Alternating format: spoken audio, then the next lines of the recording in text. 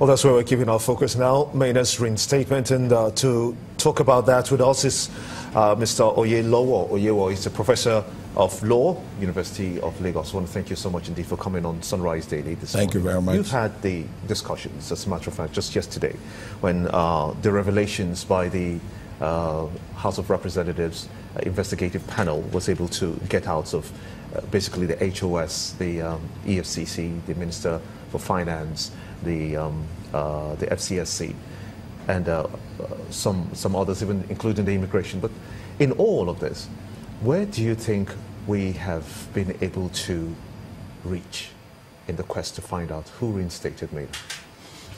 On several levels, you find out that this Maina gate has really taken a chunk out of the armor of this administration as an anti-corruption government. It has rubbished a lot of the higher echelon officials of the government, especially the officers of the Attorney General, the National Security Advisor, the head of service, permanent secretaries, over one person. How did you do that? Because if it is true that Maina took out that much money, 17 billion we are talking about, what have they done? What steps have been taken to recover the money? What steps have been taken to prosecute the person? Because it's very evident that crimes have been committed here. And in the investigation of EFCC, it's come out that this same money has been used to, launder the whole process of this getting Maina to face the justice that is required. In fact, a whole list of all the officials who have been implicated in this Maina gate is already in the public domain. So the question is, why is there no action? It's like when you look at in the private sector, when you take a loan, if you take a small loan, you are a debtor. But if you take a big chunk of loan from the capital of the bank, you are a stakeholder. So Maina has become a stakeholder in this government now because he's able to arrange meetings with a sitting attorney general who knows that there can be investigation of this person in Dubai. A secret meeting for what? And then Maina's lawyer is even pointing to presidency that there was approval in the presidency. Give us a break in this country. What do you think of the AGF submissions in the last sitting? The submissions are quite... He's adopting civil service language, that the investigation will be concluded when they have gone through the bureaucratic process.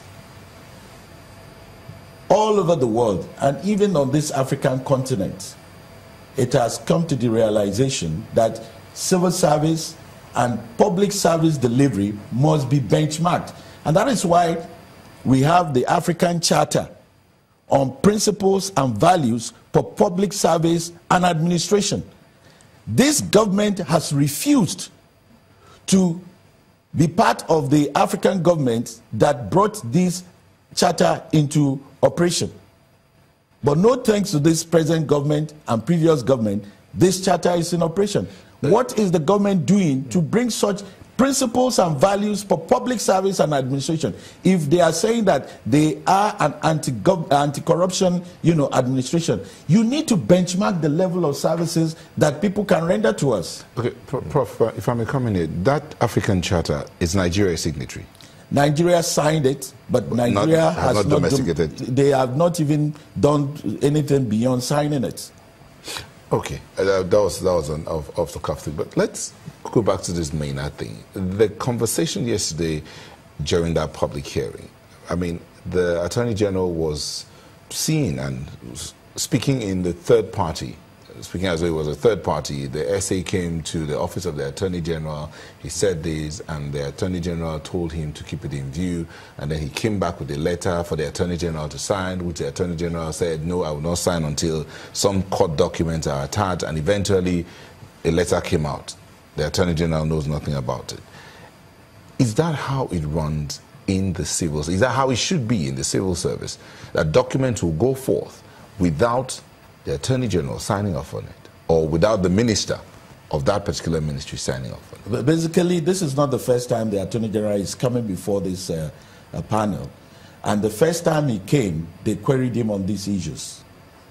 It is an abdication of responsibility, clear and simple. So can he exonerate himself? Basically, he has not exonerated himself. He has kept, you know, the responsibility to a future date after bureaucratic investigation. How can the Attorney General, who is the chief law officer, who is supposed to give counsel to the administration and to be able to guide them on even the extant rules with respect to civil service procedure and the general legal system, how it impacts this, start to abdicate, you know, the responsibility. This is very, you know, strange. Okay, the other side of it, the permanent secretary, even though he says he's responsible, he owned up to being responsible for everything around Maina's reinstatement, but he said something earlier where he said there is no way a letter would have gone to Maina without the endorsement from the Office of the Head of Service. My question, my concern is, all the letters that have gone through in different places, the civil service is such that it's structured in such a way that each letter is coded so they can be traced. So how is it that this mix-up is so, as if nobody can find where the letters went to or which letter went where? You see, it's very clear that there's a ground conspiracy to bury this, and it goes to the highest level. By the time you are mentioning the chief, the national security advisor, the head of service, the permanent secretary, the attorney general, there's a ground conspiracy. Each time they come to the public and they read the commentaries coming, they rehash what will be thrown to the public. And that's what is going on.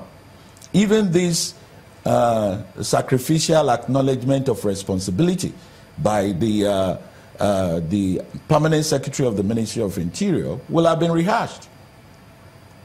It is very unfortunate that we are in a country where there are no norms, there are no acceptable standard for conducting business, you know, of the government.